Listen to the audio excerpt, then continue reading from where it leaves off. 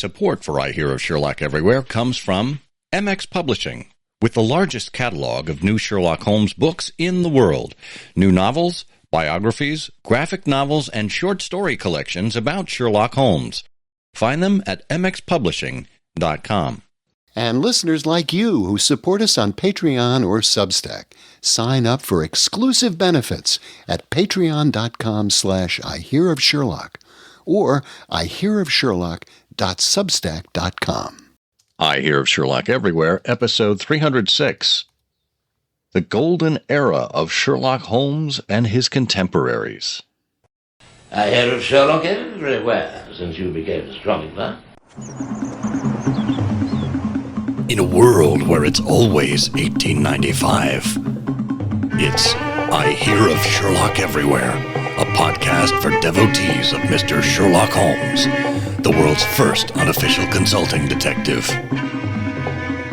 I've heard of you before. You're Holmes the meddler, Holmes the busybody, Holmes the Scotland Yard Jack in office. The game's afoot as we interview authors, editors, creators, and other prominent Sherlockians on various aspects of the great detective in popular culture. As we go to press, sensational developments have been reported. So join your hosts, Scott Monty and Bert Wolder, as they talk about what's new in the world of Sherlock Holmes. You couldn't have come at a better time! I'm Bill Curtis. This is I Hear of Sherlock Everywhere. Now, here are your hosts, Scott Monty and Bert Wolder. Thank you so much, Bill Curtis. Welcome to I Hear of Sherlock Everywhere, the first podcast for Sherlock Holmes devotees where it's always 1895. I'm Scott Monty. I'm Bert Wolder, I think. Bert. Yes, Thank goodness. Well, I am so glad that you are my contemporary. Oh, I am so happy. You're my contemporary, too, because if you had, for example, predeceased me, we would have to be recording these shows using a Ouija board, and there would just be squeaking as I move that planchette around, and that's not entertaining at all. Yeah. Or we could have seances, because, of course, there's a lot in spiritualism, as we all know. There is. And, you know, when you combine seances and broadcasting, there is way more than a 7-second delay. I like to combine seances with siestas. And in fact, I find that those two things become indistinguishable over time. Yeah, well, you're in a darkened room. Someone is muttering something in a very low-key intonation. Well, of course, it's going to lull you to sleep. That's exactly what we try to do here at I Hear of Sherlock Everywhere. We've heard from many people who tell us that they listen to our show to help them drift off to sleep, which is why we don't recommend listening to us when you're commuting. No. But your description reminds me a lot of my university experience. Well, that was Christopher Morley. He said that the basket chair was invented to... Oh, that's right. Fall asleep by the fireplace. Right. Yeah. Well, whether you're listening to us by a fireplace, on a treadmill, in a car, or maybe just at your desk, we appreciate having you as part of the I Hear of Sherlock Everywhere family. We ask that you support our sponsor, MX Publishing, and we'll hear from them in just a little bit. But we also ask that you join us on Patreon or Substack. That's the place where you can get I Hear of Sherlock Everywhere episodes without ad interruptions, but you still know MX Publishing is our sponsor. And you are part of a community there where we share information, extra information, such as our monthly news updates that are now going on exclusively for our paid supporters on Patreon and Substack. You also have access to other bonus content, outtakes, additional conversation, etc., as we find it in various episodes. All of that and more can be yours for as little as $1 a month. Choose the plan that works for you on Patreon or Substack. The links are in the app you happen to be listening to us and in the show notes, which is always available on ihearofsherlock.com.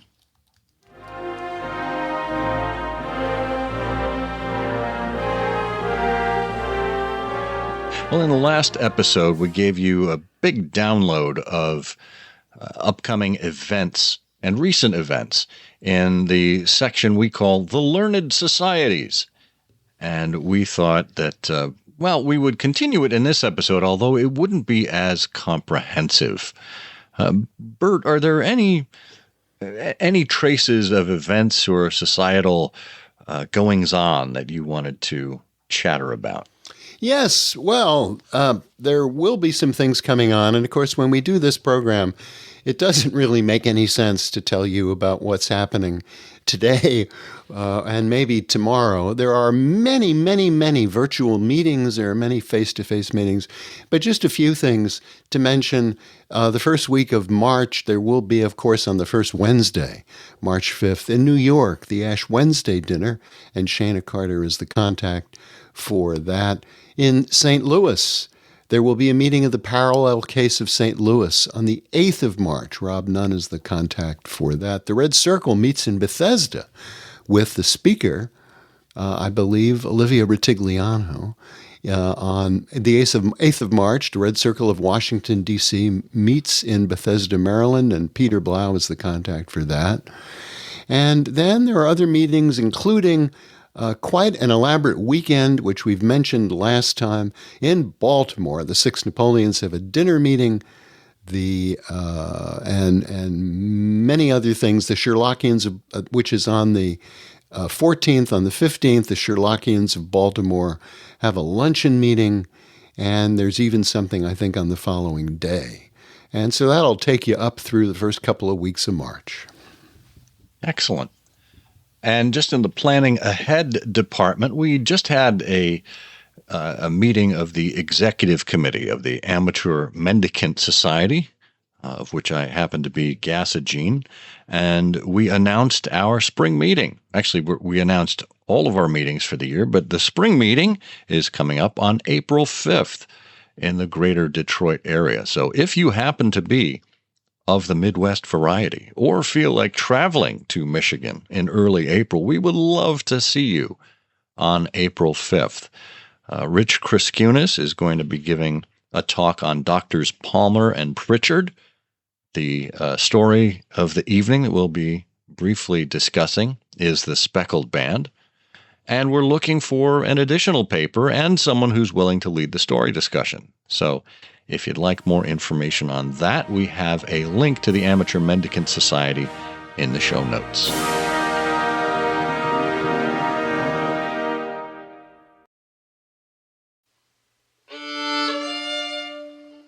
Since you are a listener of I Hear of Sherlock Everywhere, we can be fairly certain that you enjoy audio.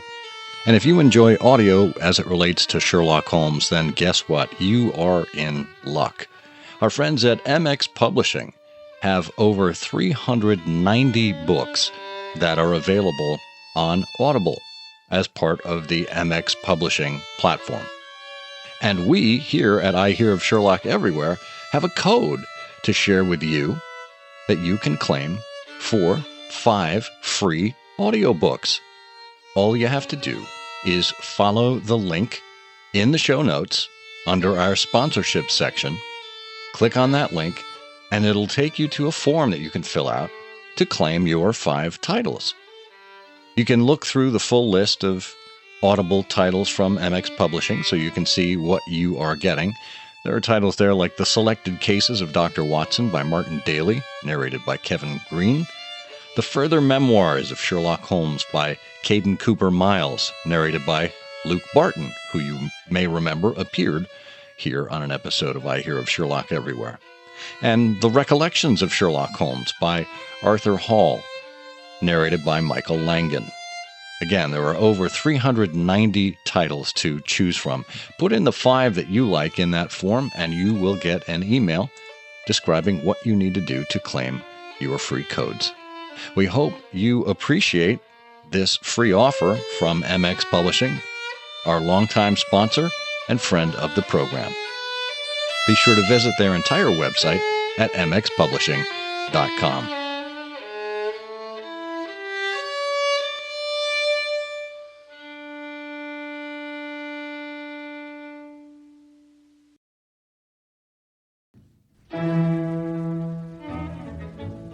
Since his retirement from university teaching, Michael Cohen has been writing personal essays about his family, about lifelong pursuits such as golf and birding, about newer interests in flying and amateur astronomy, and above all, about 6 decades of reading.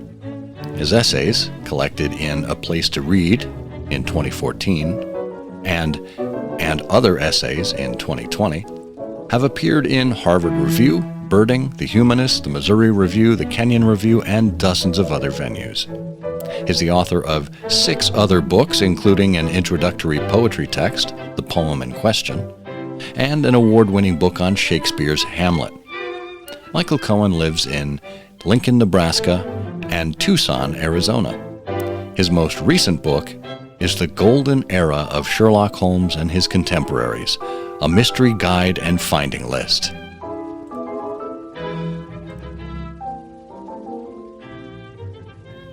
When did you first meet Sherlock Holmes? Did you encounter Holmes when you were a child? I did. I was in junior high school, and our English reader had some really good short stories. It had W.W. Jacobs' The Monkey's Paw. That was my first encounter with that story. I think The Most Dangerous Game, that short story might have been in there. But the Holmes stories was the 6 Napoleons. And I loved it. I guessed pretty early on that the fellow breaking the statuettes was not just, as Holmes said, a promiscuous iconoclast who was just breaking images. He was looking for something, and I thoroughly enjoyed the story. And I didn't immediately follow up on that, but it wasn't very long before I picked up the Doubleday complete edition of the stories, and I just went right through the canon, beginning to end, and in a matter of weeks, and just enjoyed it. That first full reading of all those stories. I think, like a lot of other Sherlock Holmes fans, I have that sense that it would be great if I were encountering the stories for the first time, reading through. I envy anyone who hasn't read Sherlock Holmes and who begins to. It's just such a marvelous experience. When you finished, that's a theme that we keep coming back to. When you finished that first reading, were you so disappointed that you went on to people like August Derleth and Solar Ponds? I don't know if... I did. Yeah, you did. I did. I may have read all the Solar Pond stories. I don't remember, but yeah, I read the Exploits, that collection that Adrian Doyle made of pastiches, which I still think is one of the best in terms of imitations of Holmes. And eventually, of course, I began on other Doyle writings, Round the Red Lamp, and, well, a lot of the collections that I remember reading, not so much the longer novels. I've never read the medieval stuff, for instance. Oh, yeah, the White Company and White Sir Company, Nigel and things like that. Yeah. Sir Nigel, right. Yeah, it's interesting because Conan Doyle wanted to be known for his historical fiction, And yet Yes. here it is, Sherlock Holmes providing him a wonderful living, right? Yes. So good that in fact, these other authors, these imitators or contemporaries, saw what kind of a living a good storyteller could make. So Exactly. talk to us a little bit about that as maybe as a motivating factor with some of these authors, and then maybe some of the creative ways they created their or brought their characters to life. Well, you mentioned Baroness Orczy. Um, she was, of course, a prolific author and perhaps best known for the Scarlet Pimpernel stories. But her idea was a journalist in an ABC house eating her lunch who encounters the old man in the corner, and he recounts famous crimes of the time, which he's already solved in his head. The first notable armchair detective, other than I guess you'd have to say Mycroft Holmes was as premier in that category. Holmes himself occasionally, but the impulse is to try to figure out how you can do something as well as Doyle, but different. And so you end up with characters like the old man in the corner, not really anything like Holmes. You end up with detectives who are blind, like Ernest Brahma's Max Carados. You end up with detectives who seem to have some sort of occult power. My favorite among those is really Astro, Gillette Burgess's character, who pretends to be a psychic and a seer. He, in fact, isn't really. He has people who come to him with detective problems, and he solves them. But and he keeps talking about vibrations and the astral presences, but it's all just patter. He actually solves his crimes the traditional way, by observation and inference and looking at the scene of the crime and basically Sherlock Holmes methods. But that this kind of variety is characteristic of the decades that I'm talking about between that first Holmes story in the Strand and really the beginning of the war, the beginning of the Great War. Michael, where did you get the inspiration, the idea for putting together a book like this? In these old detective series in magazines that weren't available the last time that I looked at mystery fiction. I wrote a book about mystery fiction 25 years ago. Okay. Well, this would be a great topic of conversation for us then. Yeah. We'll want to explore the, how you got here and your background and everything, and then talk about the book itself. Well, I began reading and I was fascinated, of course, looking at these magazines from the turn of the 20th century. And of course, I was reading in the last decade in the 19th century, and it just was natural for me to go back and look at the Holmes stories that he began publishing in. That started to come out in the middle of 1891 in the Strand. And gradually a kind of story emerged. Well, two stories, I guess. One is it was obvious that that Doyle's success, his phenomenal success, once he started writing short stories about Holmes, was agential in getting other writers to follow him in the sense of writing a series of short stories about a detective. And one part of the story was how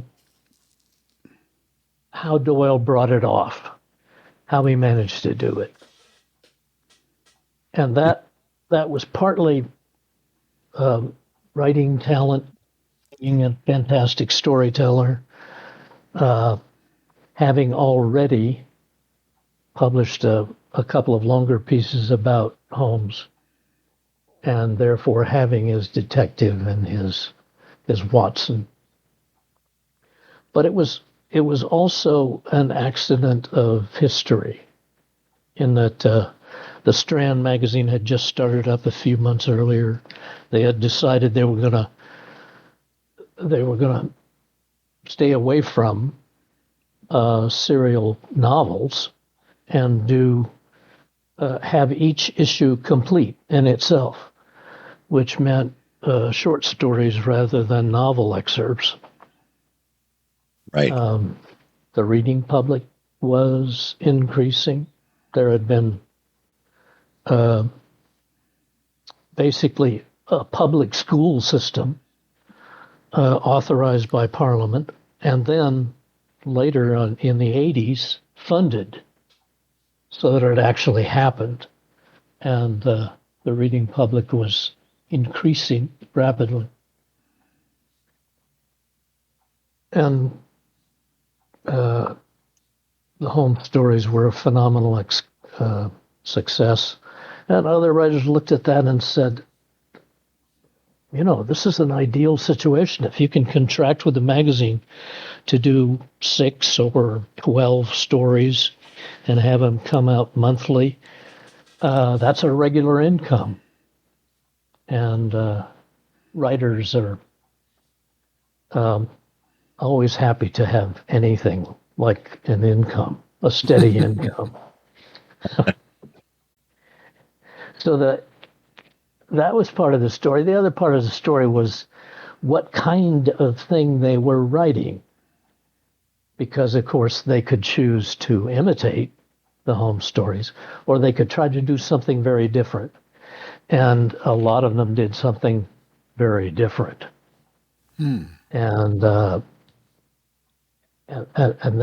was the other part. Could they get their own stories to appeal in the way the Holmes ones had? Of course, one advantage they had was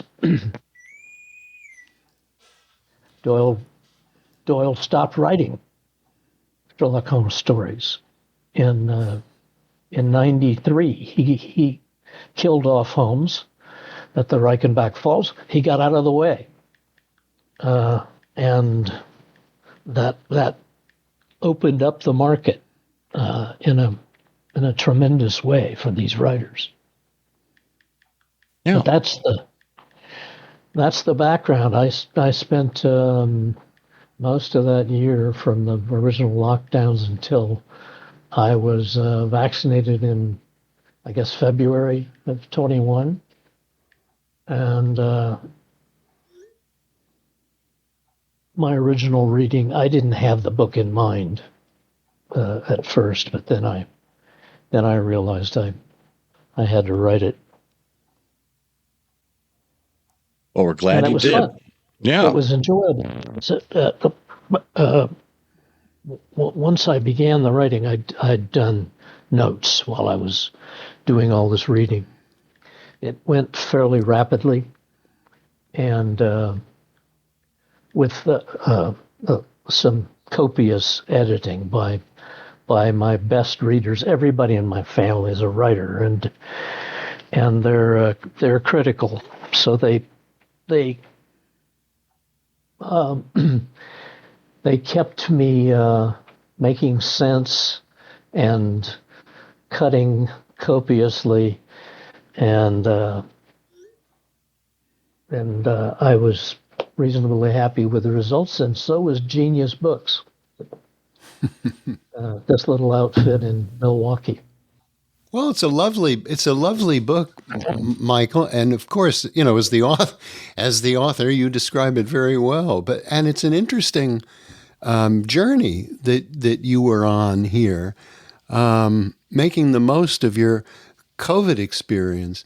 But what you've done here, which I think is unique, is the lens. I mean, there have been books about, and reprints, many reprints, as you point out, of these early stories, Baroness Orczy and the other writers.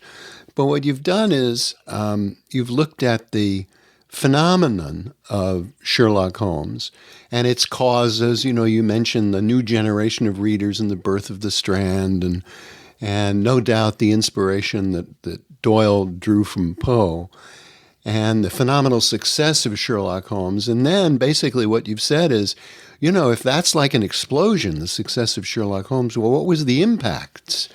And then there were, now you're into looking at these other detectives in comparison to Sherlock Holmes, the imitators, the non-imitators. It's really fascinating. How deeply had you read all of these other detective story writers before you conceived the book? Had you already sort of been through that, or was that like a new project for you? Some of these writers were simply not available 25 years ago. If there were prints, they were just not very easy to get at all. Of course, writers like Melville Davisson Post and his Uncle Abner series, those had been reprinted by Dover. The Father Brown stories have never been out of print. And so those were available. I was familiar with some of those, but quite a few of these writers were brand new to me, especially the ones who were dabbling in the occult. I wasn't aware of them at all.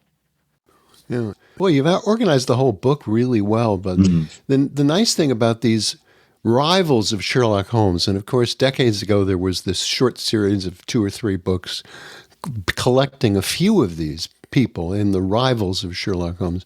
But the nice thing here is that you've organized these. So there was a group of detectives, in which you count Martin Hewitt among them, who were the sort of the plain man detectives. And this is all to your point about the question of the author. Do I want to imitate Holmes or not imitate Holmes? Okay, well, here's a plain man detective. Then a couple of detectives that exaggerate one Holmesian feature. Then the discreet detective, the comic turn, and the opposite of imitation, the bumbling detective, which is really fun. So I really admire the the way you organize this. One of the things I wanted to ask you, though, is in your view of this landscape, where's Peter Wimsey? Well, there is an aristocratic detective, Richard Marsh's character, early on, and so there is that precedent. But Wimsey is a fantastic creation, and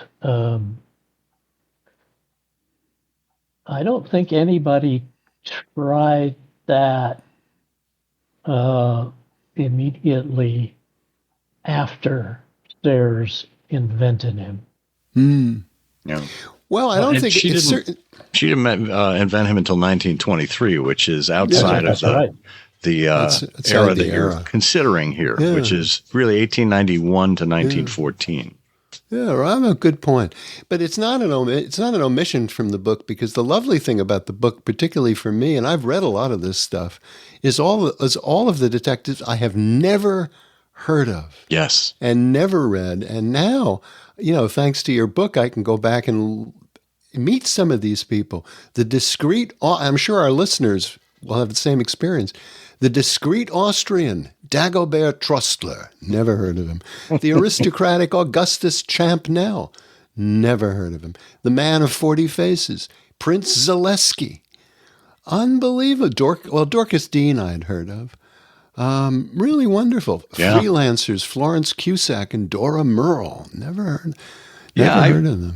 That's a thing I wanted to point out here. There's a whole section on lady detectives, girl detectives, and women who solve crime. And this, of course, is these are the days before Agatha Christie brought us Miss Marple. Talk to us a little bit about some of the female detectives that we come across here. What made them stand out? What do we see perhaps as vestiges of these detectives that we can still see in characters today? Well,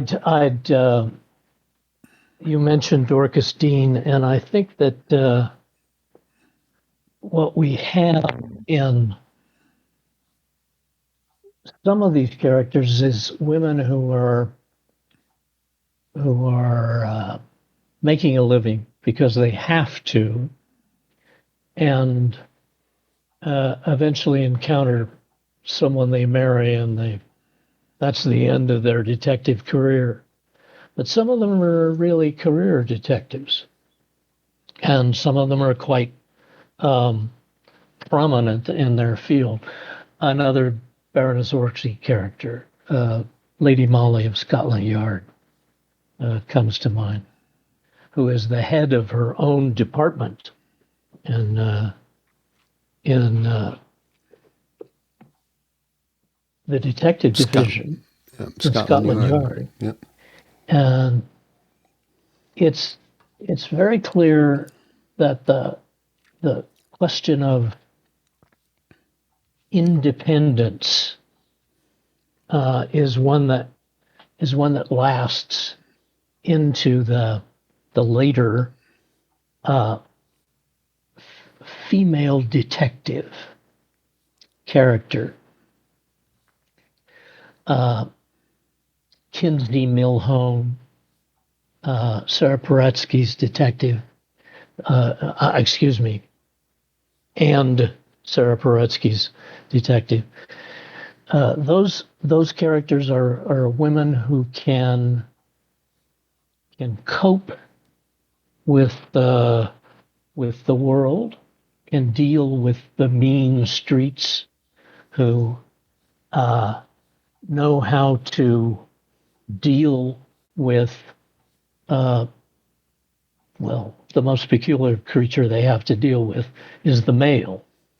But I think that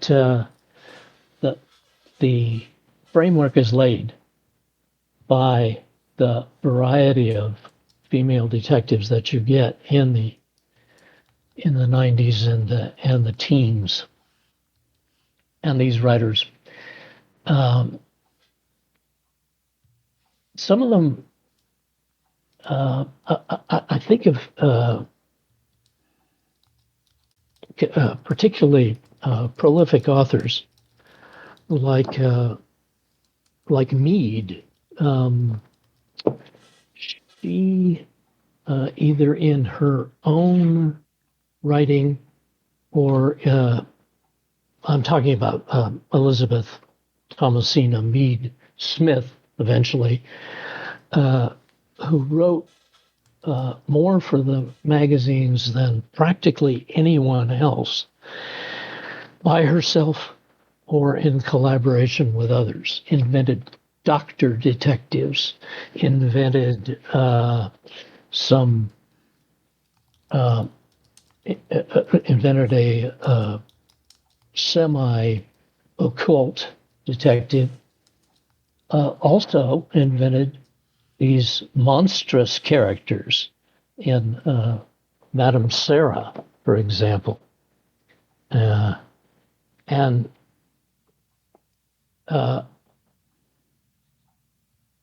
her influence was profound because she was a woman and a woman writer, and because she wrote about women characters who were strong, not necessarily nice, and that too, I think, continues in the female detectives that we've got in contemporary detective fiction. I don't know whether that's a satisfactory answer to your Well, question. it is. Yeah. It's a great kickoff, I think, for what eventually became everything that we know. As you were surveying these various authors and their characters throughout this time period, these 20 years or so, 25 years. Any favorites, any standouts for you in particular that perhaps you enjoy reading, or enjoy a style or a setting or a type? I already mentioned the Astro stories. They're favorites of mine. But, one of the reasons that I like the Astro stories is I've got this problem with occult detectives.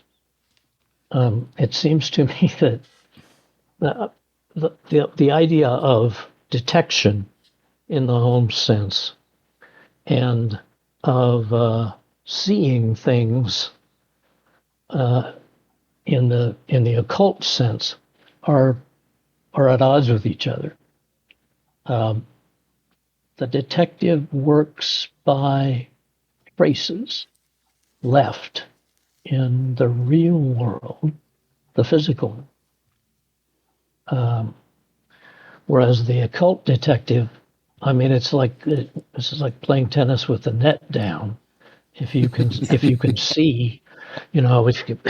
you just use your psychic powers to find out who the bad guy is. That's one of the reasons I like Astro, because he's a fake psychic, but he's a real detective. And that character also appealed to me. It appealed to me too because the Astro stories are a romance between Astro and his assistant Vanessa, who eventually marry at the end. Of course, I've always liked the Father Brown stories. They're fascinating stories. They're I find, although I've watched the several BBC versions of Father Brown, you just can't get him on film. He's, it's too cerebral. It's too the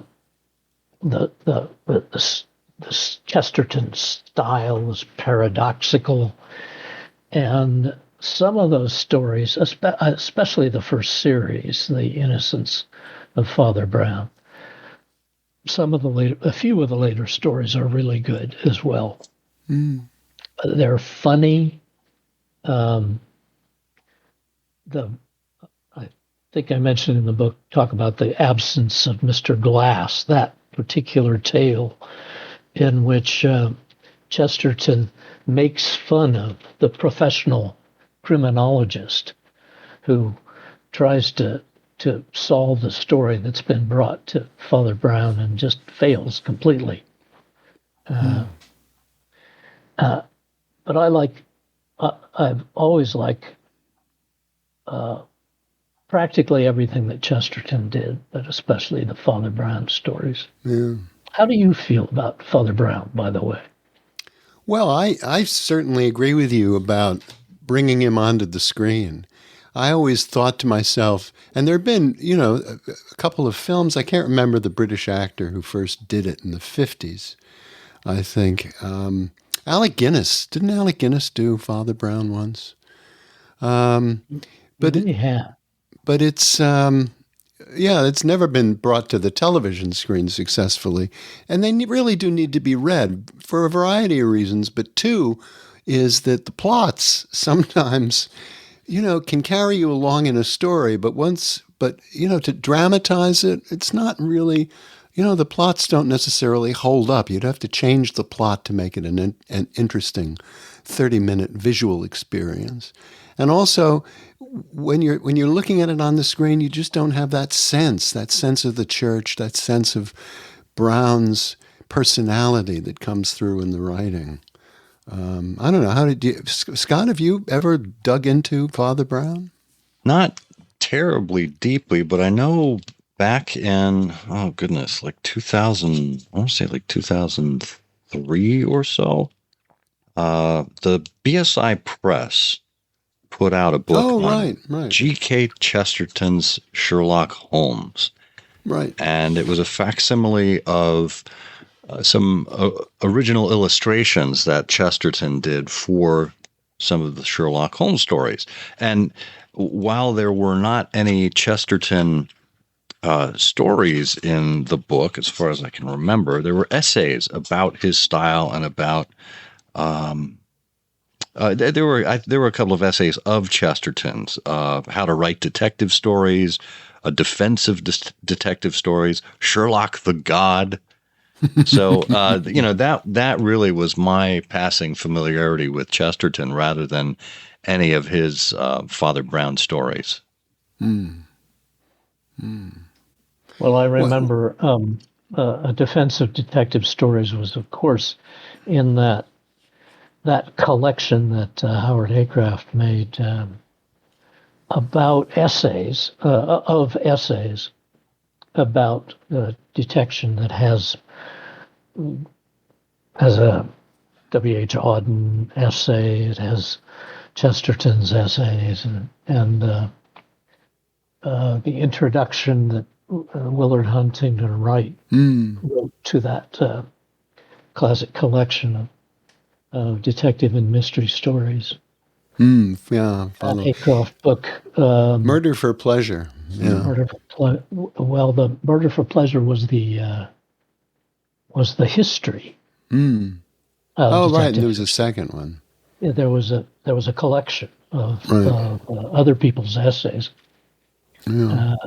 But art, possibly of detective fiction. Something like that.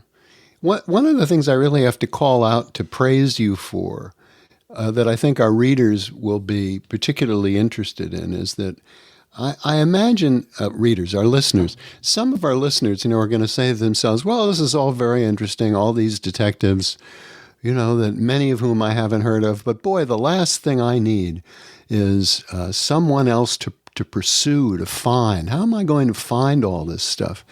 And you have a terrifically helpful finding aid in the back of the book in which you list all of these authors, and some of whom were writing under, pen names, and how to find them, including all of the ebooks. Here's where you could find the Gutenberg ebook for Baroness Orczy and the Max Pemberton stories and all of the things that are out of copyright. And so you really make it easy for people to go to their computer and then read some of this stuff without an enormous pursuit. And it's all free. Yeah. That was the amazing thing about me was about my realization that all of this was available. Scholars working, digital people working on this over the past couple of decades have made this tremendous canon available to all of us. And most of these stories are in illustrated magazines. That, of course, was the idea with the Strand at the very beginning. Nunes wanted to, he really wanted to have an illustration on every page. I think he ended up with an illustration on every 2 facing pages. But that makes it just all the more interesting. And you go and read these stories, and of course it's a little bit distracting. And my eye keeps wandering to the period ad to the left and right, or news items about what's going on.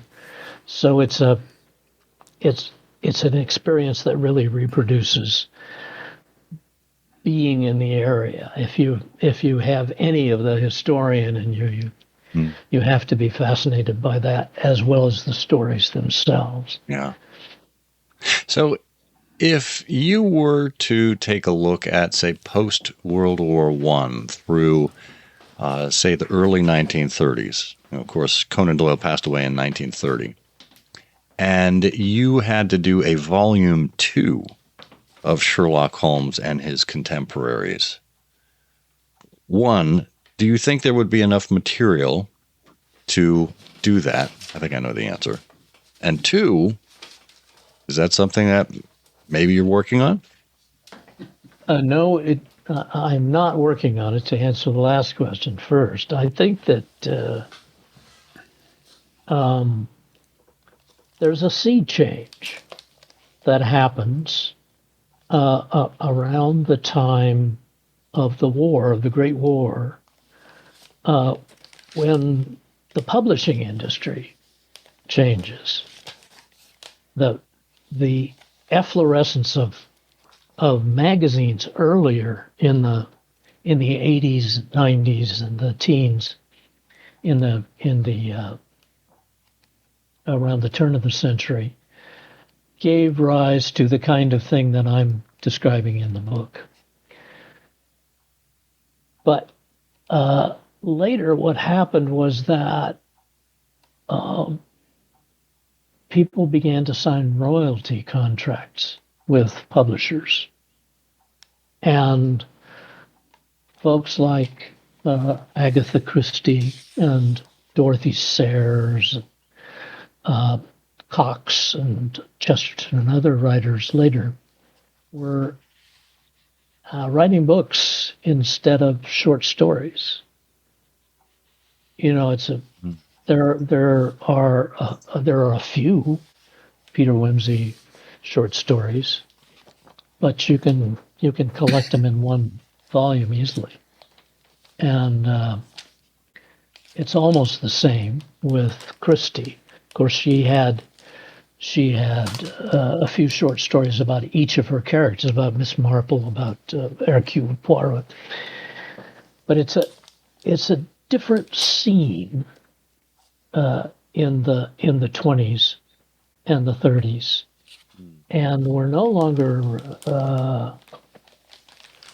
Sherlock Holmes is farther in the background. Nobody's thinking about I have to do something like that. They're free in a way. So this kind of book, and I don't see it as being really possible about that era. Yeah, I mean, I think what you'd have is a completely different kind of book at that point. A different kind of book, yeah. Exactly. Yeah. Well, this has been fascinating, Michael. I share Bert's admiration for what you've put together here with the golden era of Sherlock Holmes and his contemporaries, a mystery guide and finding list. That's the full title. Folks can find it wherever you find books, on Amazon, Barnes & Noble, and of course at the Golden Publishing site, or Genius Books Publishing site, excuse me. Michael, thank you so much for sharing your stories here with us on I Hear of Sherlock Everywhere. Well, thank you very much. Thank you for the kind words, both of you, first of all. And it has been fun to talk to you.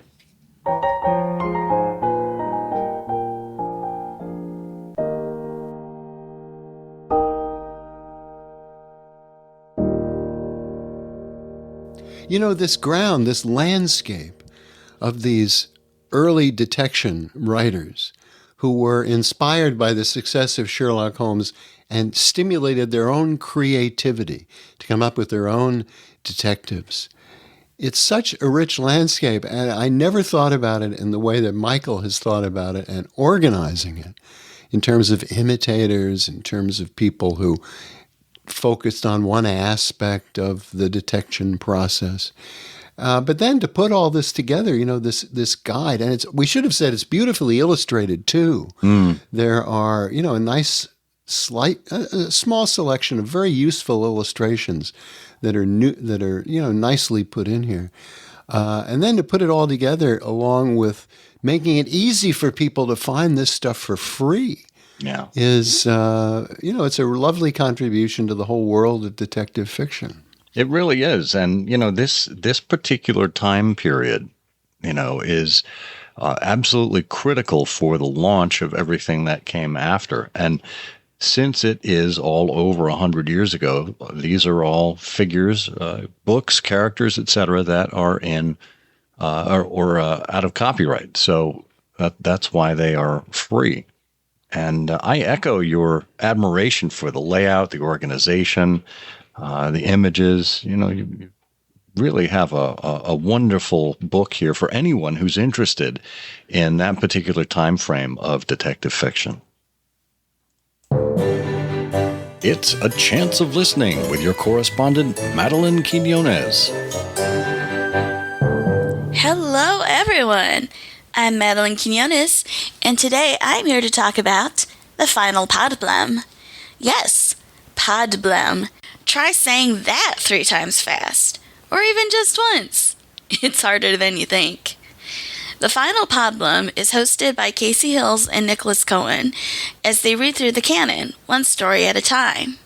Starting in 2019 and running for about a year, they are the second podcast to discuss their way through the canon, and the only one to jump all around the publication timeline in an almost entirely random order, which can lead to some interesting theories because they're missing the context of what is written when.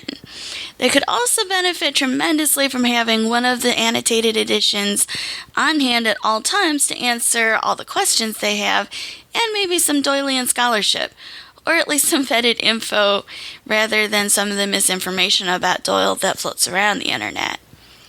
Now that I've gotten most of the caveats out of the way, I just want to make one thing really clear. This is one of my absolute favorite podcasts of all time. Now, I've said this before, the hosts of a podcast will absolutely make or break a show. And Casey and Nick truly make this show. They are an absolute delight. They are very funny and very silly, but also curious, thoughtful, and empathetic. These two friends are clearly having more fun podcasting than frankly anybody should have a right to. And at the same time, their conversations are full of digressions about history, religion, politics, ethics, the mechanics of storytelling, all kinds of things. They go off on tangents all the time, and they have enough charm and thoughtfulness to keep you invested in the conversation anyway. And they are also very silly. It's not just that there are a lot of jokes, and there are truly a lot, including in the openings. It's also the anthropomorphic animal characters they invent, usually based on animals in the stories. The first, and my favorite, is Prime Minister Polka Dots, who is none other than Dr. Roylott's cheetah. Plus, there's some podcast crossover because Brad Kefauver and the original gang at the Watsonian Weekly found this show, and a friendly connection developed. You'll hear Casey mention the Weekly a lot, and Paul Thomas Miller even ended up on their show. Sadly, Nick and Casey only got through about half the canon before life interfered, and I really wish they could have made it all the way through. So, highlights. I am not going to say pick your favorite story and go. No, each one of these episodes has far too much going on in them for that. To start with, I recommend episode 5, The Speckled Band. They're starting to hit their stride, and they create Prime Minister polka dots, so it's a perfect introduction to the show. Then there's episode 12, The Priory School, where they create the Huxtable Award for their favorite characters in the story. And there are a few episodes in which they have guests on the show, but there's only one episode to which they invite a dedicated Sherlockian/Holmesian, and that's Paul, in episode 29, The Mazarin Stone. And let me tell you, this show was made to discuss that story. It is delightful. And that's all I have time for today. I'm going to get back to my re-listen of the show now, because it sparks joy, and I need that right now. Catch you guys later.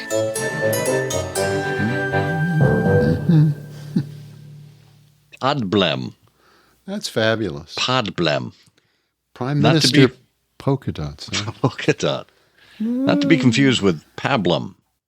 Pablum. It sounds like a blast. And I was delighted to hear Madeline talk about the rapport that the hosts have with each other, because I often think, Bert, yes, that you and I probably have more fun than certainly any of our listeners and perhaps some of our guests. Oh, that's definite. That is absolutely true. Yeah, that's absolutely true. Now, Pablum, you mentioned Pablum. Wasn't he like Plutarch's neighbor, Pablum? He was the guy with no teeth. He was the guy who was always eating custards. He was very mushy. Mushy Pablum. Pablum and his, his lawyer. His lawyer. Porridge. Pablum and porridge. No, he was part of a firm. Porridge, and gruel. Where our slogan is, "Please, sir, may I have some more?" Yes. Well, that, as always, was a delightful entry from our friend Madeline Quinones. Thank you so much for that, Madeline.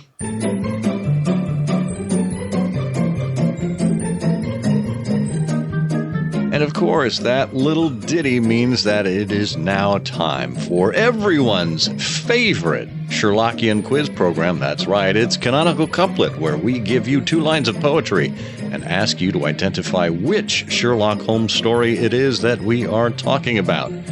If you were around these parts in episode 305, you heard us give you this clue. The most flint-hearted reader utters yelps when told of what afflicted Tadpole Phelps. Okay, Bert, here's your chance. Do you know Yes, which Sherlockian story we are talking about? Well, the clue there is tadpole, of course. What happens in this particular case is there's a newspaper story about a woman who gets a parcel in the mail, and inside the little parcel is salt and something really horrible. And Holmes investigates and finds out that it's very old smoked salmon, in the case Watson called The Adventure of the Cardboard Locks. Surely you can't be serious. I am serious. And don't call me Shirley. Wow. Wowee. The Cardboard Locks. That's a good one. You can't mail smoked salmon. You just can't do it. You cannot. Well, you were slightly off. What? Yeah, I know. It's crazy. What? Our good friend Eric Deckers has come to our rescue, though. As always, he writes, "I've solved it. This is the story of the time Holmes and Watson went undercover as members of the American Navy stationed in Italy during World War II in order to determine how the crew of boat PT-73 has smuggled secret plans in their belly buttons. It's the story Watson called Mikhail's Navels." Except I may have fallen asleep watching MeTV while thinking about the canonical couplet. It's more likely to be the Naval Treaty. Yes, good salvage there. in the end, Eric. That is right. Well, the Tadpole Phelps reference did give it away, and we got a lot of entries this time around. So we're going to bring the prize wheel out and give it a big spin. Watching it go around as it lands on number 38. And that looks like it is, why, it's Dan Petty. Dan, congratulations. We have a copy of That Ghastly Face available for you as a thank you and reward for participating in the canonical couplet. Well, if you would like to be like Dan and potentially win a copy, this time of The Golden Era of Sherlock Holmes and His Contemporaries by Michael Cohen, then you will want to stay tuned for this clue. Do you ken John Clay in his dark room, safely hid? That's a lot more than Jabez Wilson did. If you know the answer to this episode's canonical couplet, put it in an email addressed to comment@ihearofsherlock.com with canonical couplet in the subject line. If you are correct and we select your name at random, you'll win. Good luck. Well, Bert, what do you have to say for yourself? I've got an alibi. I didn't do it. The check is in the mail. I didn't do it. That's it. I've got an alibi. You can't pin that on me. Mm-hmm. Well, I'm glad you are well taken care of. We will be back here in just about 15 days. Actually, exactly 15 days with episode 307 of I Hear of Sherlock Everywhere. Who will it be? Well, we don't know. We haven't scheduled the guest yet. We always like to keep ourselves guessing. Mm-hmm. And that way we keep our fans guessing. Our fan guessing. I know, I do us a disservice. There's got to be at least 7 of them out there. Well, if you would like to join these eponymous 7 on Patreon or Substack, go right ahead. You can sign up there and you will get updated when we have new episodes, and those episodes will be ad-free for your listening pleasure, and you get the bonus content. Check it out. See what works for you. Yeah. And in the meanwhile, as we enter the blustery month of March, this is the always blustery Scott Monty. And I'm completely windblown as usual. I'm Burt Wolder. And together we say, the game's afoot. Afoot? The game's afoot. I'm afraid that in the pleasure of this conversation, I am neglecting business of importance, which awaits me elsewhere. Thank you for listening. Please be sure to join us again for the next episode of I Hear of Sherlock Everywhere, the first podcast dedicated to Sherlock Holmes. Goodbye, and good luck, and believe me to be, my dear fellow, very sincerely yours, Sherlock Holmes.